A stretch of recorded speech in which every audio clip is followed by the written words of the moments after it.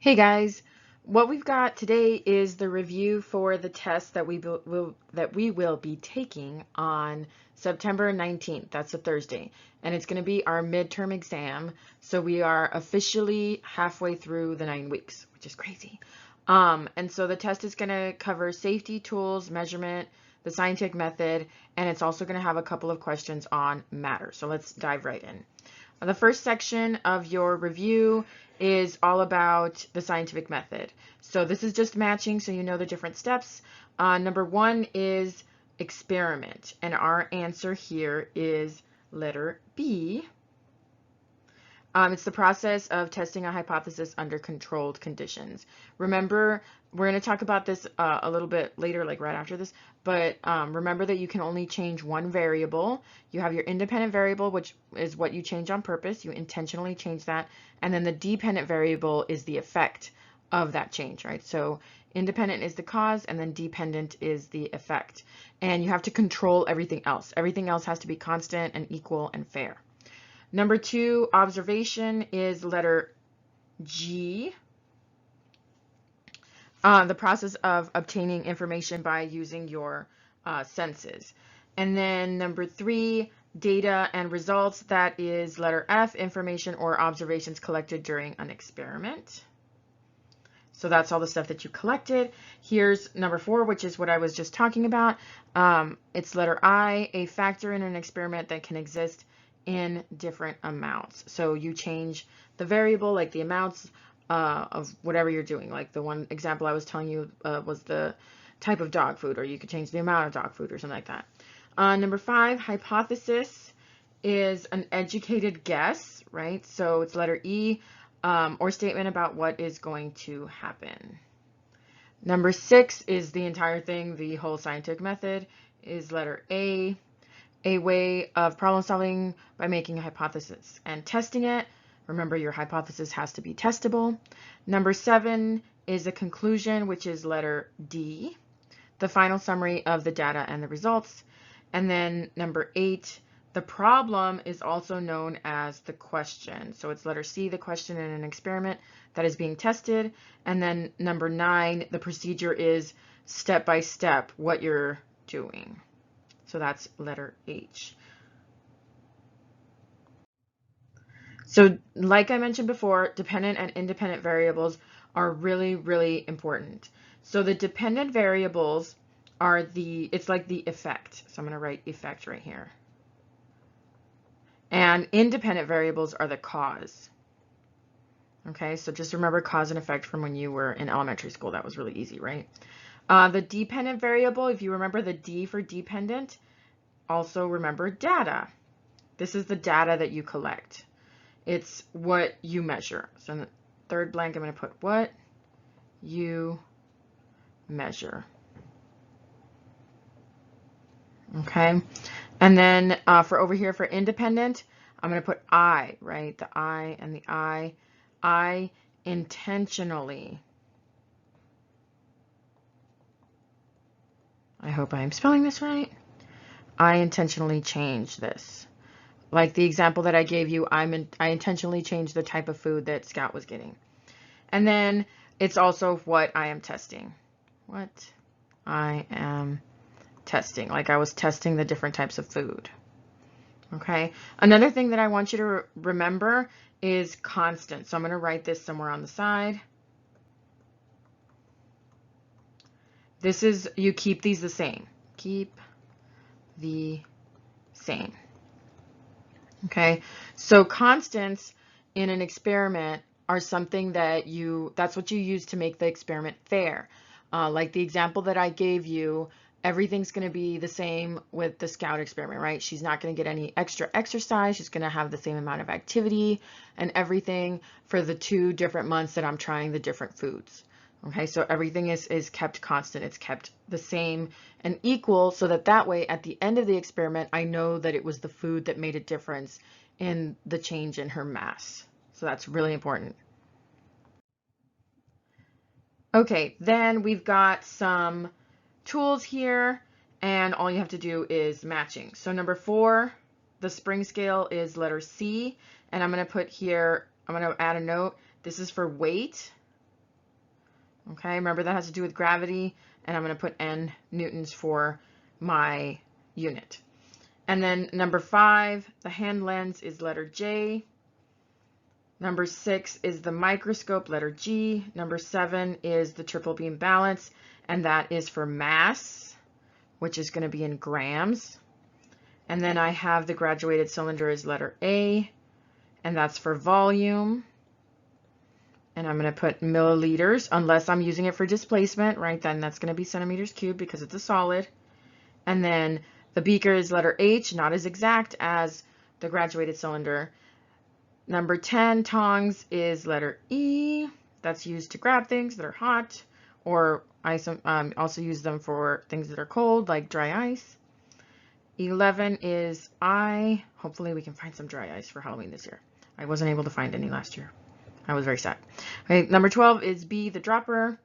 Number 13 is D, the flask. So those are just some tools. Okay, I'm going to take a break here to ask you to write in a comment for some extra points on the test, and I want you to comment what section of the test, like what topic you think you're going to do the best on. Is it going to be safety, tools, measurement, the scientific method, or matter? So comment down below with your answer and your first name, and I will give you extra points on the test. Okay.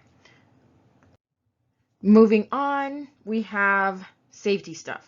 I'm only going to go over 2 of these because they're super easy, and there's just a couple of things that I want to remind you about here. Number 9, a beaker breaks and there are sharp pieces of glass all over the floor. What do?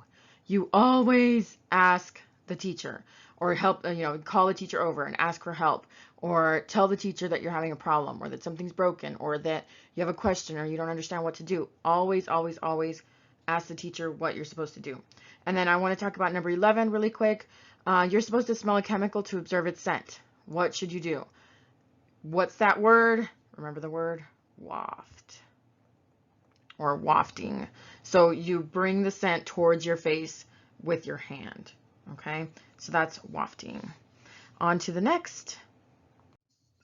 Matter. Matter is anything that has mass.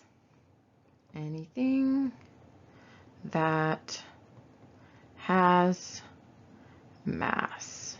Okay, and then down here at the bottom, we've got some drawings that we need to put in here. Remember that a solid keeps its shape no matter what kind of container it's in or anything like that. So I'm going to draw kind of like a cube here. It's keeping its shape. Liquid is going to take the shape of its container. So here's the liquid taking the shape of the container. Okay. And then a gas, I'm going to draw a balloon, also takes the shape of its container, but its particles are going to be like kind of spread out. Okay, so those are your particles for solid, liquid, and gas. We've got graduated cylinders. Make sure that you know how much each line is worth. And I on purpose chose this picture to include in the review because it's different. So like if you look at the first one, which is actually number 2, these lines are all going by 1. And you can check that yourself, right? If you think, okay, you make a hypothesis, right? You say, I think they're all going by 1, let me check. So you go 10, 11, 12, 13, 14, 15. Did I get to the right spot? Yes. So I know that they're all going by 1. And then figure out your answer, okay? Look at the next one. I've got 200 down here, and then I've got 300 up here. And so that means that each line is going by 10s. So be careful with that, okay? That's all I'm going to say about that, and on to the next. Here you have a triple beam balance. We saw one of these when we did the measurement lab, and you know that you have the little riders that you scooch over, and on the left hand you have a picture here so you can do some practice. So I'm going to do this one with you, and then the rest you're going to do by yourself. Make sure that you are lining up your decimals here. So the first one is showing me 500. And my decimal's here, but it's invisible, right? Then my next one is showing me 40. So I, again, line up my decimal. And then my last one is showing me a little past 5, and it's 2 lines past 5. So it's 5.2.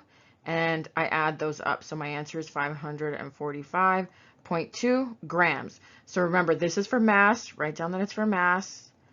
And then this is my unit, grams. Here is some practice. So I'm going to let you do these on your own. Just make sure that you're lining up your decimal. Displacement. This is a rock. We did it with a little plastic lion when we did the lab, and I'm going to write out the steps here. So the first step is you fill the graduated cylinder, right? Fill grad cylinder. Okay. And you need to make sure that you know what the level is, that you check to see how much you filled in there. Remember, I told you, like, make it kind of an easy number, like 300 or something like that. And then, so you measure the water. Notice the water, right? Notice the amount. Okay? Because some people forgot to do this during the lab. And then add the object. Add object. This is your irregularly shaped object that you're adding to it. Then again, measure water. So the water rose, right? It got displaced. You measure it again, and then the most important part, subtract. Make sure that you are subtracting because some people forgot to do that. So here in this case, you're going to subtract 1277.56 and minus 900.00, right? And then you're going to get your answer. You can do the math on your own. And then finally here, we've got some graphs. Just as a review, remember this first one is a pie graph, and so it shows you parts of a whole. And that whole is 100%. So this is going to be used to compare basically the sizes to each other, but then also to the whole thing. So you can say like, oh, these two pieces are equal, or, you know, this one piece is 1/4 of everything. So it's really easy to compare the parts to each other and then also the parts to the total. And then the bar graph is for amounts of things. So here it's like, you know, showing like, you know, how much honey was produced by bees from different locations or things like that. So you can compare them to each other really easy. It can also show you ranges of things, and it's just kind of like a bar, right? So the bar is showing you how much there is. And then we've got a line graph. So down here, this is a line graph. Let me write bar. And here's pi. Sometimes it's called a circle graph. Anyway, the line graph is always going to be about change over time. So time is going to be at the bottom right here, and then they're measuring something here, what's changing over time. Like our pets, for those of you that are in pre-AP, the pet measurement lab, we're measuring the change of the size in our growing pets over time. Okay, so let me know if you have any questions. Message me on social media, and I can help you out. Please study for the test, and I will see you at school. Thanks for watching.